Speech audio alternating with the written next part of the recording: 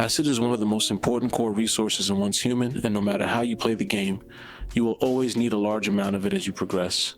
The problem is that the higher your progression gets, the more acid you consume, and farming it can quickly become a hassle if your demand is high. One of the most common ways to farm acid is by building a passive acid farm using polluted water inside polluted zones. However, after the pollution overhaul, settling inside polluted zones has become very expensive. Because of that, I started looking for alternative ways to farm acid that are fast, efficient, and more flexible. In this video, I want to share several alternative methods you can use to farm acid without relying on polluted water farms. You can choose one of these as your main acid source depending on your playstyle. The first method is farming acid using contaminated plants. If you enjoy gardening and one's human, this method can actually be quite fun. To do this, you need contaminated plants such as contaminated berries, contaminated wheat, or contaminated aloe. After the pollution overhaul, these plants are much harder to find.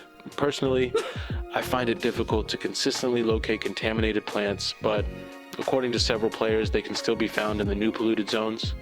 If you have trouble finding them, you can trade with other players on advanced servers using Energy Link. If you are not familiar with gardening and one's human, I will explain how to build a greenhouse that can sustain all types of crops regardless of their light and irrigation needs. Each plant in the game has its own preferred light and irrigation level, which affects growth speed and yield. Most crops grow well with around 70 irrigation and 80 light. Some crops, like aloe, need higher light levels around 90. Contaminated plants usually only need irrigation around 80 and do not require special lighting. The greenhouse setup starts with a 40 planter box layout using a 3x3 foundation design. Make sure the entire structure is fully enclosed with walls. The height of the greenhouse should be 2.5 walls. Place a half wall on top of the first full wall, then add another regular wall or roof above it. It is important to seal the greenhouse completely so that no sunlight or rainwater enters, because outside light and rain can interfere with crop vitality. If you are using glass cosmetics, you do not need to worry because they are cosmetic only and do not affect internal lighting. Outside the greenhouse, place 2 irrigation facilities and 2 grow lights. Then build 3 switches with 3 ground terminals below them and 3 wall terminals above them. Connect the first irrigation facility to the grow light above it. Then connect that irrigation facility to the left ground terminal and to the switch above it.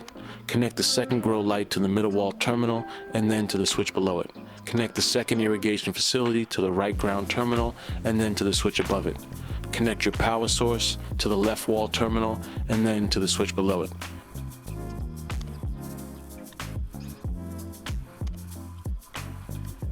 Connect the left wall terminal to the middle ground terminal and then to the switch above it. Finally, connect the middle ground terminal to the right wall terminal and then to the switch below it.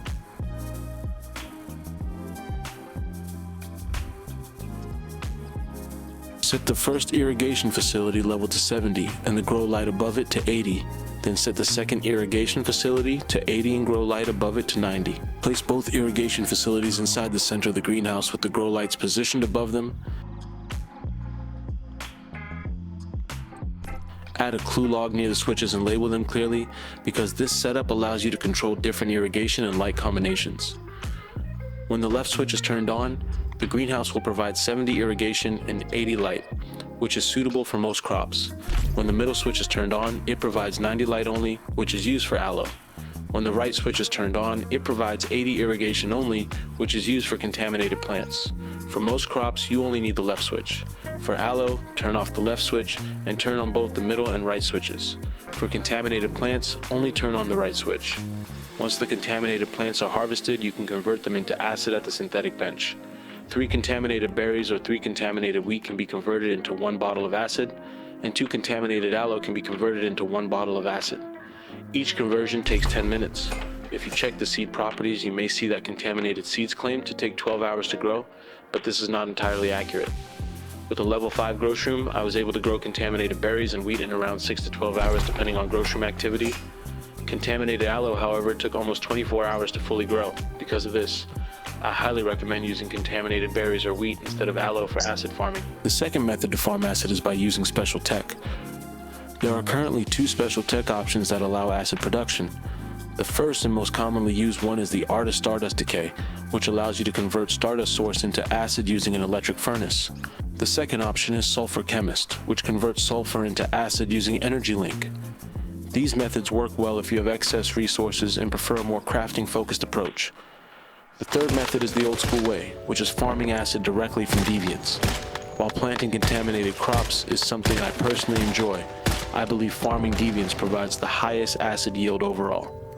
I tested this method in Theta Silo using a food buff called Preserved Deviated Chop, which can be cooked at a stove. This buff increases acid gain from defeating deviants by 60%. With this setup, I was able to farm up to 1,500 acid in about 1 hour. So those are the alternative ways to farm acid without relying on polluted water farms. Each method has its own advantages, and the best one depends on whether you prefer farming, crafting, or combat-focused gameplay. Which method do you prefer? Let me know in the comments. If this video helped you, leave a like so it can reach more players, subscribe for more Once Human guides, and I will see you in the next one.